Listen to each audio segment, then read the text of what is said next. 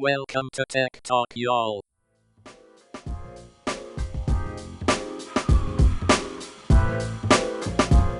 Hello, and welcome to Tech Talk, y'all. Episode 346. I'm Sanjay Park. And I'm Adam Walker. We got a great episode for you today, and we're going to end off talking about Chuck E. Cheese and Weird and Wacky, so you want to stay tuned for that, obviously, because it's important. Because everybody's now thinking, wait, Chuck E. Cheese? What does that have to do with technology? Yeah. I mean, nothing at all. Other than the animatronics, rats. They were ahead of their time. I mean, they really were. They were Terminator before Terminator was scary. Like that's probably what sparked the idea for Terminator was those animatronics. Like somebody was traumatized as a kid and was like, this is terrifying. And then later they were a screenwriter and be like, wait, what was that terrifying thing as a kid? You have to really delve into somebody's mind and be like, what made you think pairing a rat with a place that serves food is a good idea?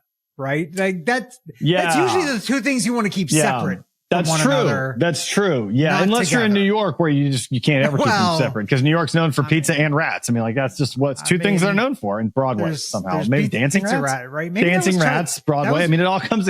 Chuck E. Cheese came from New York, obviously. There you go.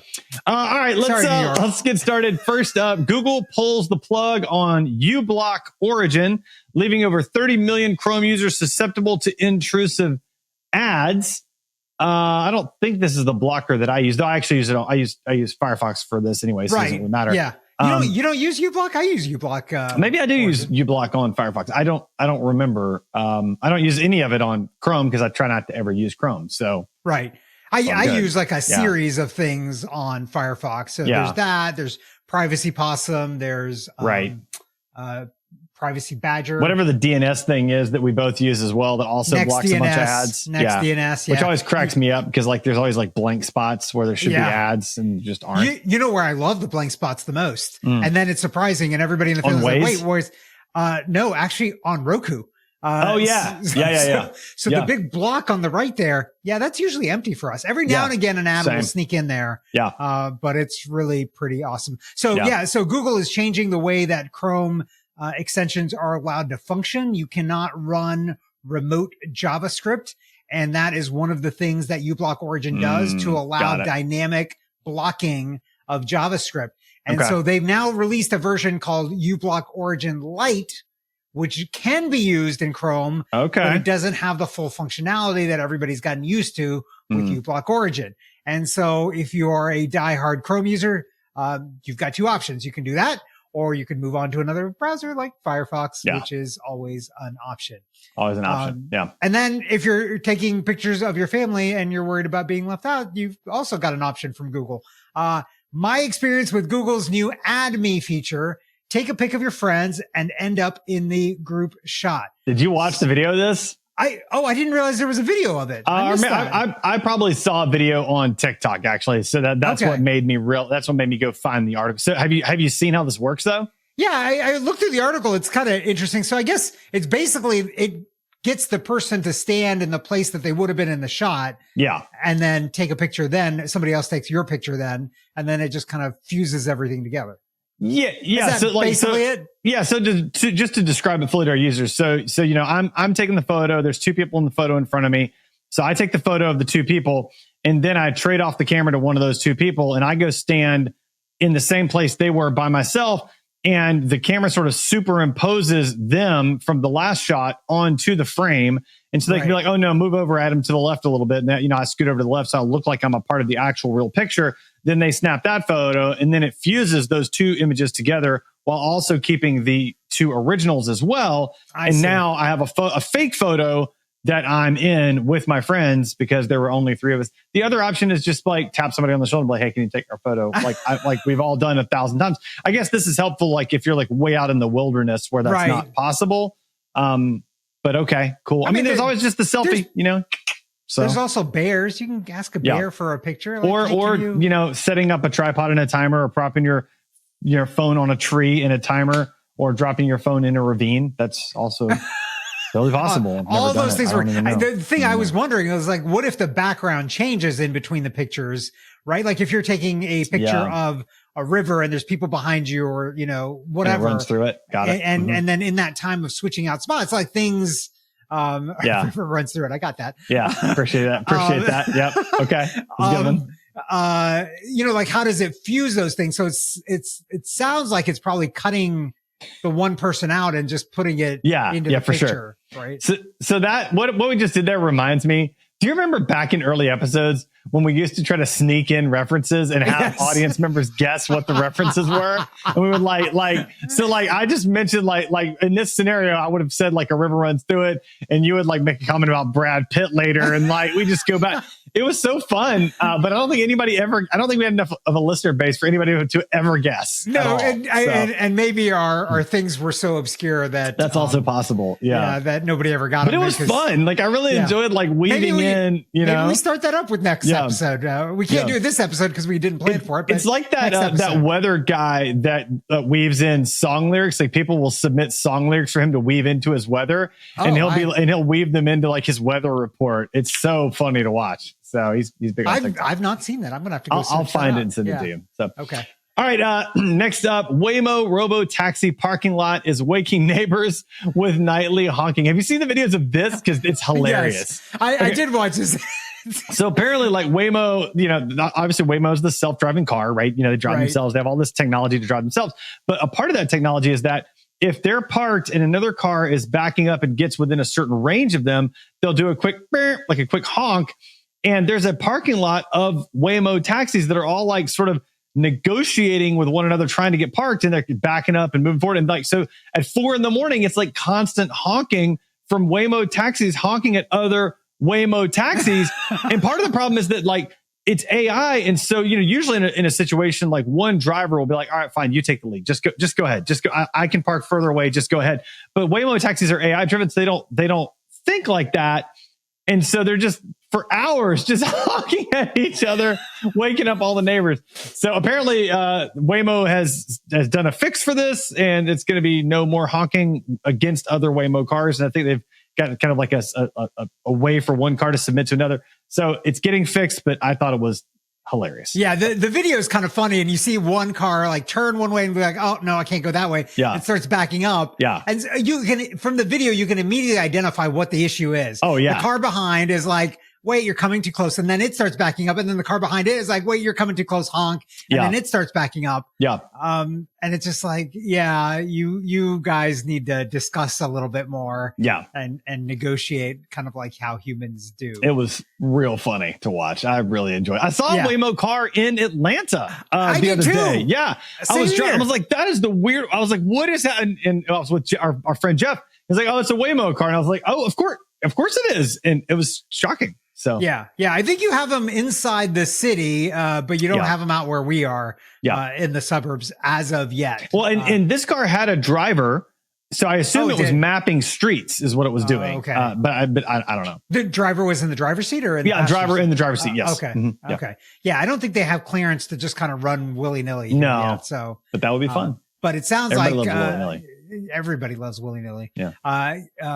Or Willie's burritos. Oh, that's a great place. That's a place here too. So, yeah. Talk about AI that is doing something that's useful. AI trained on old scientific papers makes discoveries humans missed. So that's useful. Right? Yeah, I mean, like already done the research. Like, let's figure out more stuff from the research we've already got. Yeah, they should be feeding old research into AI like crazy right now because of this. Like, honestly, like I mean, obviously, like I mean, it's not surprising, right? Because you have to go through so much data in order to gather some of these insights, and AI can do it better and not miss any details. Yeah. So, well, I mean, why not?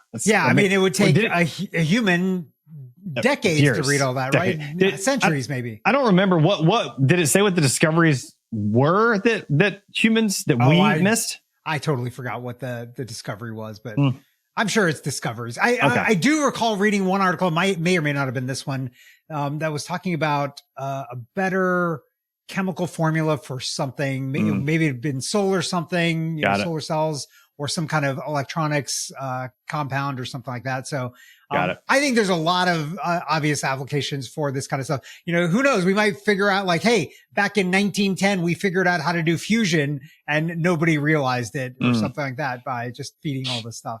That would be crazy. That would be really crazy.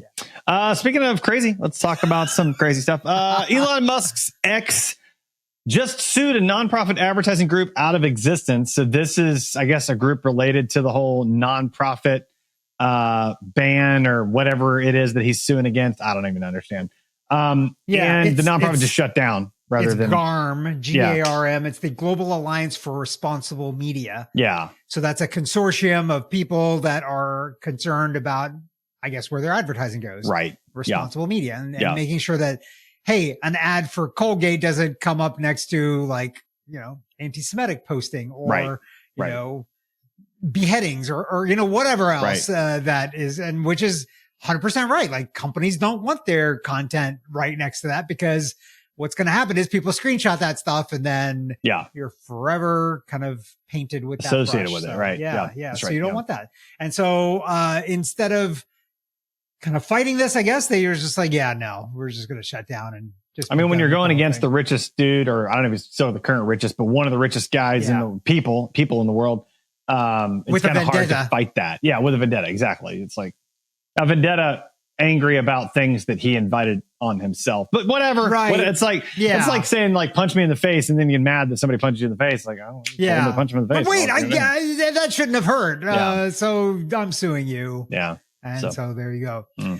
Somebody else that got sued and now things are changing, I think for the better. Judge orders the CDC right here in Atlanta to stop deleting emails of departing staff, calling it likely unlawful. So I love it when judges call things likely unlawful. Like you're the judge. Aren't you supposed to know if it's lawful or not? Yeah. You would think that's kind of your whole job. Like that's the job. That's the job description. That's what I'm saying. That's so Decide. Great. It's likely. That's what we're paying you for. Yeah. Mm-hmm. So apparently the CDC had put in electronic records retention rules for senior staff and executives. All their electronic communications would be stored forever, but for low-level staff, after 90 days after they left the organization, they would delete all their old emails. They did this potentially in violation of the National Archives kind of rules governing this kind of stuff. So we have rules from the National Archives about what must be saved kind of in permanence after things happen so that we have a historical record of what was done in case things come up later, but also for historians to understand and research, figure out what happened. So somebody sued for access to these emails and they were like, yeah, we don't have them. And they're like, wait, that's not okay. And so this is how this whole thing came out. So interesting. This is a good thing, I think. The lawsuit actually came from Trump administration folks there, but I think this is a good outcome. Like we shouldn't be deleting stuff like this. It should be saved. If somebody has done something not proper, it should be documented and saved, and we should look at that. Yeah. And we should actually decide instead of just saying it's likely unlawful. Right. Let's decide if it's unlawful. Actually unlawful. We should know. Yeah, exactly. Speaking of documents and unlawfulness, we received internal Trump documents from, quote, Robert. This is not us. This is the article. That's the article title. That's not us. Yeah. Then the campaign confirmed it was hacked. So apparently the campaign was hacked and some documents were leaked and not good. Here's the thing. Okay. I've been thinking about this. Like, I'd like to know the thing. I don't know what email system they were on. Right. They should clearly be on better email systems than whatever they were on. Yep. Right. Like I don't understand why these political campaigns don't use end-to-end encrypted email services. Like, for example, I don't think they're that sophisticated. Like that. I don't think I mean, this kind of hacking has been going on for a while. Like, Hillary Clinton's emails. So here's on the thing. And stuff. Here's the thing, right? Come on. Okay. So I've got friends that are kind of like more on that like government conspiracy theory side. Okay. Here's my problem with that. I don't think the government is that sophisticated. I mean, I'm being completely honest. They're not sophisticated enough Have you seen the people that work in the government? They're not sophisticated enough to freaking encrypt their emails. They're certainly not sophisticated enough to pull off half of the conspiracy theories that are out there. Like, I don't see it. I just don't think they're that sophisticated. I really don't. I would love for our government to be that thoughtful and that forward thinking. Yeah. That would be required for some of these things to be true. I just don't see it. I've never seen it. So you don't think there's a cover up of alien life and things like that? I don't think the government is intelligent enough to pull it off. Like, if I'm just being really honest, I'm not saying that government people are not intelligent. I think, but collectively as a unit, I don't see how they could do it. I think there's some pretty smart people. There's definitely pockets. Like if you look at the NSA.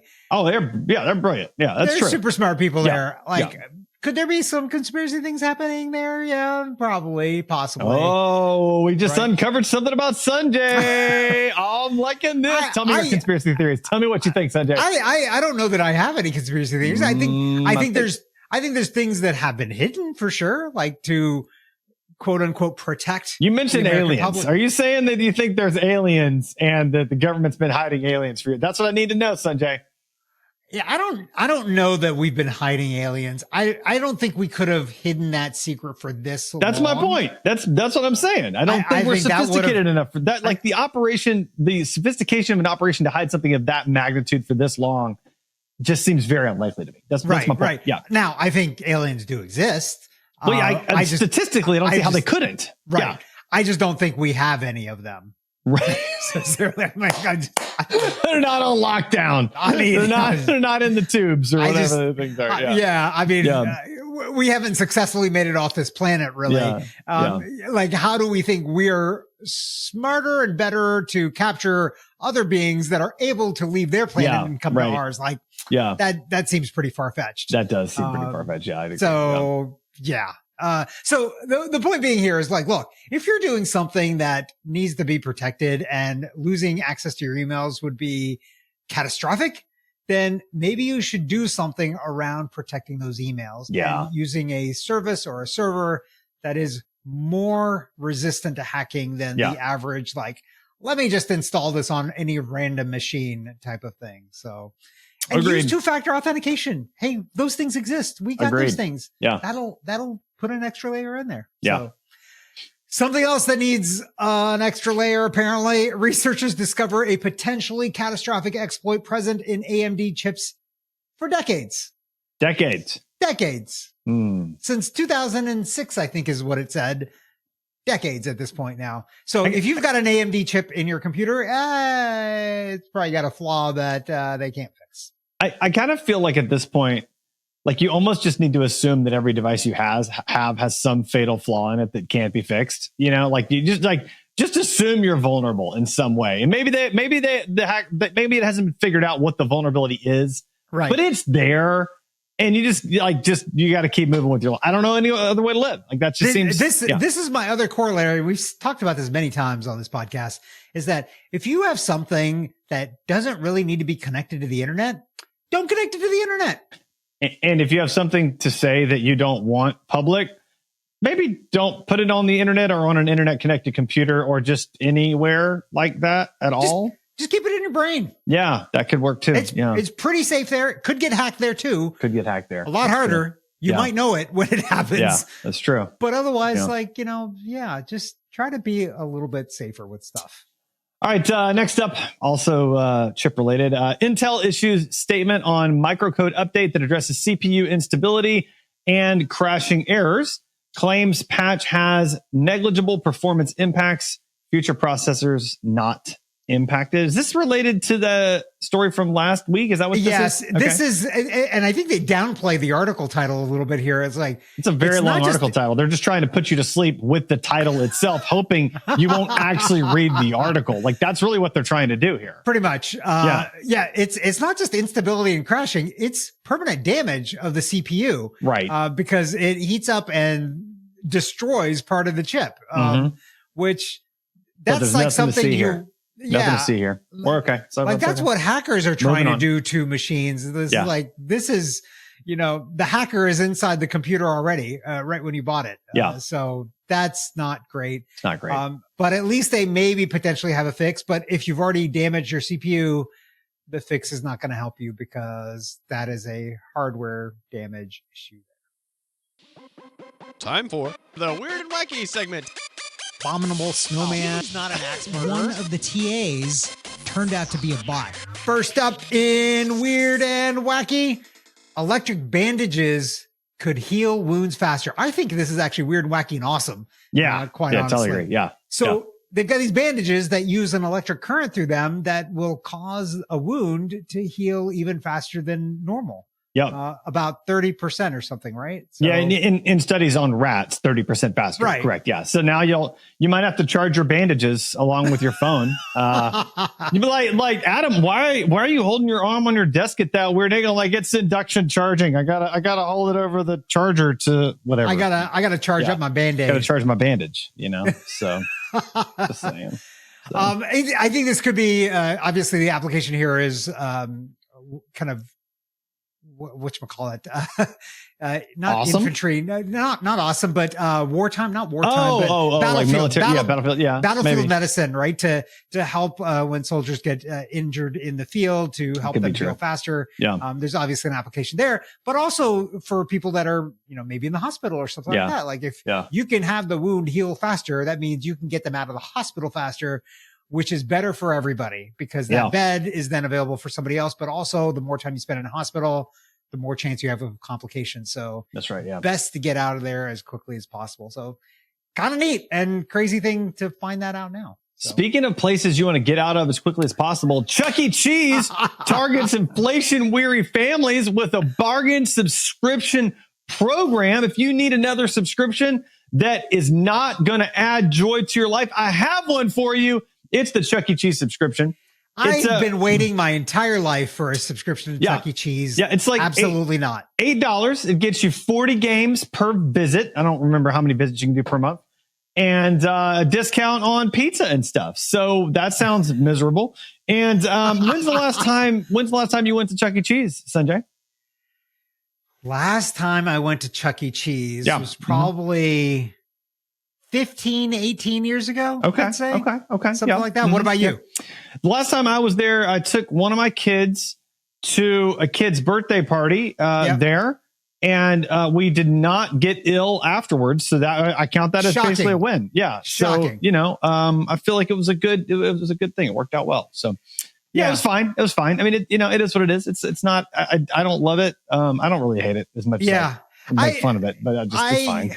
I mean, I wonder what this kind of says about the prospects of Chuck E. Cheese. It says it's dying. That's what it says. It says they're grasping at straws and they really need some stable income. That's what it says. I mean, they really should have gone with an animatronic bear because Showbiz Pizza was obviously better. I mean, it's obviously a superior product and it fought the battle. I mean, it lost. And clearly it wasn't a superior product because it lost in the marketplace. Yeah, that's true. I cried. I don't know why a rat is better than a bear. I for sure cried in front of that bear. There's no doubt. Yeah.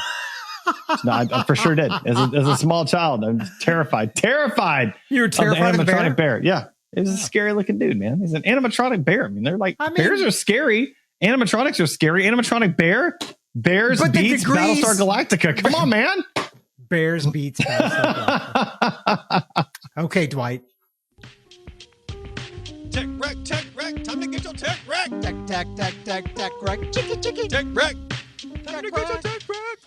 All right, Sanjay, it's tech wreck time. What do you have for us this week? So I have got a little docking station that we bought. My wife's docking station, Dell docking station, was dying. And so I quickly looked up and Anchor makes a docking station and I found it on Amazon. First of all, I got to say, I got it inside of 3 hours after buying it on Amazon. It was, I mean, it would have taken me longer to leave the house and go find one and bring it back here. And then you wouldn't have been as good. I mean, that's probably not. So this is the Anchor 575 USB-C docking station. So here's a couple of things. I kind of supersize this. This is probably more powerful than she needs, but it's kind of awesome. Okay. And it's cheaper than the Dell docking stations, first of all. Nice. But this comes with two HDMI ports. It comes with USB-C ports. It comes with an SD card reader. Comes with USB-A ports. And with the HDMI ports, what's interesting is you can plug in your laptop. By the way, 85 watts of charging on your laptop. So high speed charging for the laptop. You can run 2 independent displays as well. So you can get, without having like a video card or anything, with just this device, you can run multiple displays from this one docking station and have them be independent as well, at least for PCs. Yeah. Apparently Macs don't really run that way. They don't support the same kind of protocol as PCs do. Sure. But it's still a great docking station at $140. It's a fantastic deal, I think. So check it out if you're looking for a docking station. I think I'm now firmly in the camp of don't buy a docking station from the company that makes your laptop. When it's one of these big companies, you know, find somebody like an Anchor or somebody else like that makes a really great docking station, because you know what? You don't need to buy the docking station that comes from the same company that makes your laptop. A third party docking station like this works fantastically. I might have to check that out. Okay. Yeah. Good to know. All right. What about you, Adam? What do you have for this week? So, I'm going to recommend the Sony, WH-CH720N. I don't why I was thinking about the 700N. I mean, obviously, supersizing with the 720. They're the noise canceling headphones. These are over ear headphones. And, they're really nice. They're not very expensive. They're extremely lightweight. So they're much lighter on your head than other headphones that I've used. They've got solid noise canceling, solid Bluetooth. They work well with the computer or with your phone, and they're kind of great. So I needed some new headphones and got them. My wife likes them, and headphones tend to hurt her head, and these don't, and so even better. So they've been great. I highly recommend checking them out. And it looks like they have multi-point connection as well, so you can connect them to multiple devices. To listen to, which that's kind of a nice feature. I mean, most new Bluetooth things do that, right? But it's good to make sure that they do. It's been great. All right, Sanjay, how can our listeners find and connect with you? They can find me at sanjayparikh.com. What about you, Adam? Find me at adamjwalker.com. Sign up for the newsletter. They can find you with the Cylons too.